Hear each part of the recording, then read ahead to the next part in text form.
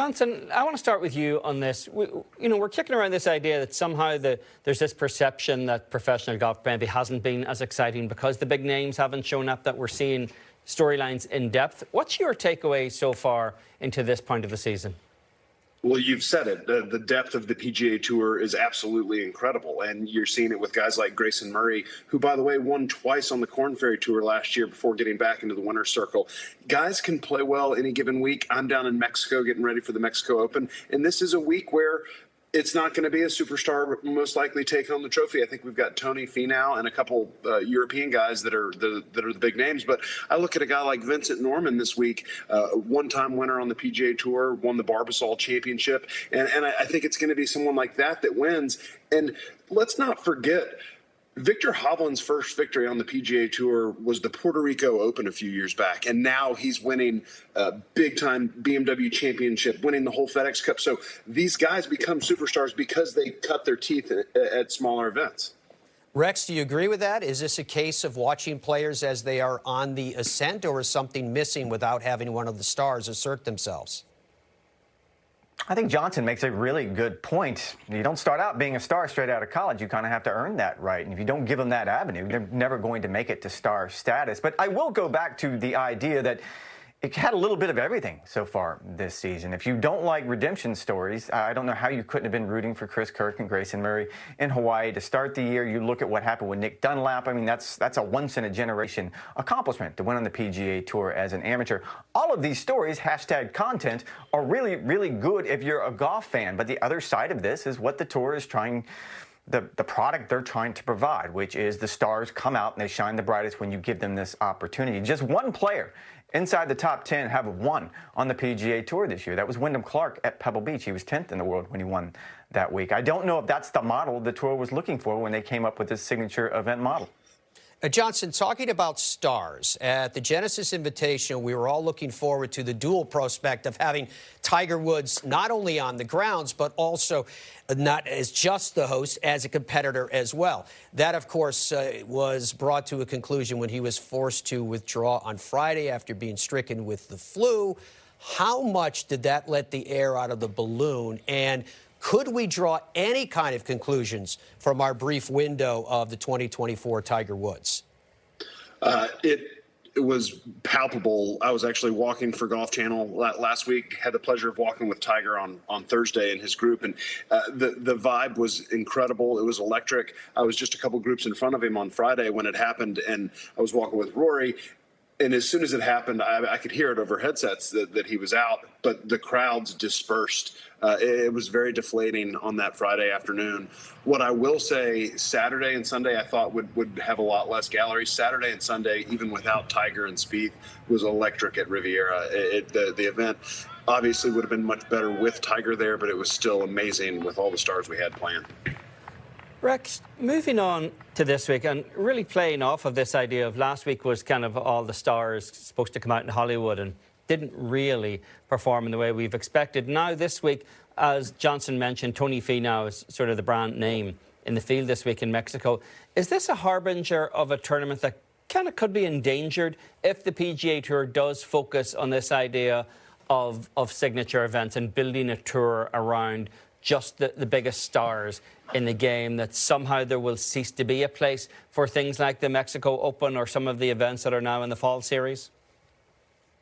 It's certainly going to be a litmus test of what the future is probably going to look like on the PGA Tour, simply because you're right. You're going to have this ebb and flow based on the new schedule. You're going to have those events between the signature events where players will be vying to try to get into those signature events, which provide plenty of storylines for you and I. However, I'm not quite sure it's going to resonate with the fans. That's still to be determined. And if it doesn't, then you have to ask where these events like the Mexico Open and the Cognizant Classic in 2 weeks, where are they going to end up? What's going to be their draw? I'll go back to PGA National last year. It was a fantastic finish. And if you continue to have sort of those micro storylines in between the signature events, I think there is a place for the game, for them in the game on the PGA Tour, but that remains to be seen. Rex, I've got to come in here. I agree with you. But these events are incredibly important. The communities that are involved are big, and I just think that there's going to be a place. I look at a guy like Robbie Shelton this week. These guys haven't played. He did play at the Phoenix Open a couple weeks ago, but a lot of players in this field haven't touched the ground for 3 weeks, being on Pebble Beach, WM Phoenix Open and Riviera. You have guys like Harrison Endicott who got his card back through Q School. These are important for these guys to move into that next stratosphere. What it's going to look like going forward, I personally have some ideas, but there has to be events like this, the Korn Ferry Tour, to create the next stars and to feed up to whatever the upper echelon is going to look like going forward. Johnson, is that something that's been lost here? We talk a lot about what the players want, specifically what the top players want, but a lot of sponsors have a very localized agenda or separate agendas from tournament to tournament, and the rank and file obviously want to keep jobs. Are those concerns that seem to have been erased here of what the sponsors want to get out of a week or what the rank and file tour members want to get out of a week or need to get? Well, I think for sponsors specifically, I know the RSM Classic, not a great date, last event of the fall. I think they love that tournament. They bring in all their clients, the hospitality, the fact that they have pro-ams all week where these customers can play with the best golfers in the world. I think it just depends on what the sponsor is looking to get out of it. But I think a lot of them like the PGA Tour for what they are. And I mean, look at the Champions Tour. That tour's around because of how good the professionals are at dealing with pro-am guests and stuff like that. So I think it's a big ask for these sponsors right now to be forking over the kind of dollars they are for signature events. There's a lot of great stuff the PGA Tour does that doesn't just revolve around the stars. Yeah, it also goes to speak to the charitable aspect of what's going on, because that is still incredibly important to many of the sponsors. And I bring that up in particular because you mentioned RSM and how unique that event is for them. Yes, a major sporting event is important that surrounds it, but it's only one of the elements that makes that week so special to that sponsoring entity in the RSM Classic. Now, Johnson, I want to hold you for 1 second because I want to talk to you about world #1 Scotty Sheffler. He obviously continues to amaze with his ball striking prowess, but his putting really continues to cause many times more questions than answers, at least by a relative comparison. What are you seeing? Well, I was with him Thursday after I left Tiger's group. I went to Scotty's group, and I caught him on the 11th hole.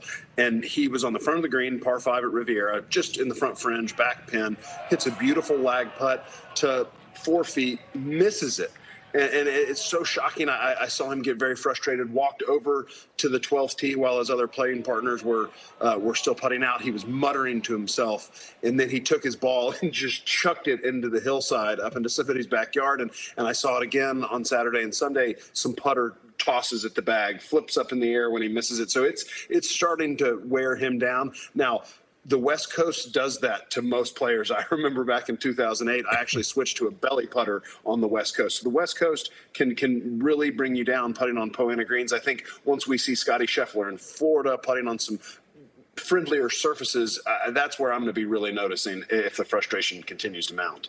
Rex, speaking of guys who've struggled with putting under scrutiny before, Jordan Spieth had an interesting week in LA. He was disqualified for signing an incorrect scorecard. And Matt and I argued this on the show yesterday, and Matt was determined to be wrong on this issue. Matt thinks the rule needs to be changed. Where are you on this? Is this rule good enough that these guys should attest their score, or is it a clerical error that's kind of outdated in the modern game? I think it's a safe assumption just to say that anyone that argues with you, Eamon, is wrong. Isn't that just the way it's going to work out? I'm glad you've recognized that fact finally. That's right. It took me a long time to get there. I don't think you're going to like my opinion on this either. Lav and I talked about it. Ryan Lavner and I talked about it on the podcast. I think on the PGA Tour in 2024, when you have cameras on pretty much every single player in the field, you have shot link, you have walking scores, I think it's a clerical error. I think maybe there should be some sort of penalty if Jordan Spieth walks out with signing a wrong scorecard. Maybe you add a stroke or two.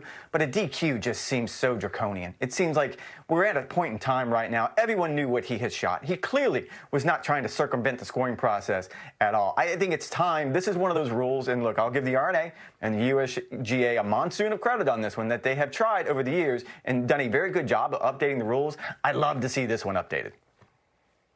Yeah, Rex, I'm gonna agree with part of that. I do see that side of the story, but It's one of those things. Like, my son plays junior golf now, and they make him keep score on a telephone. I think it's ridiculous. There's something about writing your score down. Now, I have some background information here. Apparently, Tom Kim, who was keeping his score, hadn't written a single score down on the card, and so he's in the scoring tent. Jordan Spieth was sick as a dog that day, had the chills, had a fever. He comes in after making double bogey pretty sloppily on the last hole, rips off his tear strip. It's right on his tear strip, and Tom's writing the score down. Jordan just signs it, walks out, said to the guy who's the scoring official, said, "Are we good?" Scoring official said yes. Like, I don't think Jordan should have, I don't think he should have been disqualified, but I do think on the PGA Tour, playing high-level golf, I think the scoring system is fine. It's right where it needed to be. Yeah, just so I can jump in here and defend myself, notwithstanding his very leading question, I don't have a problem with players keeping each other's scores. You keep mine, I keep yours.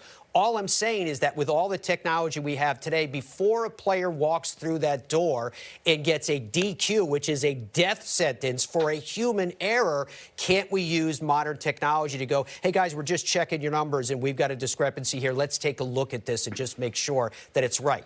That's all that I was saying.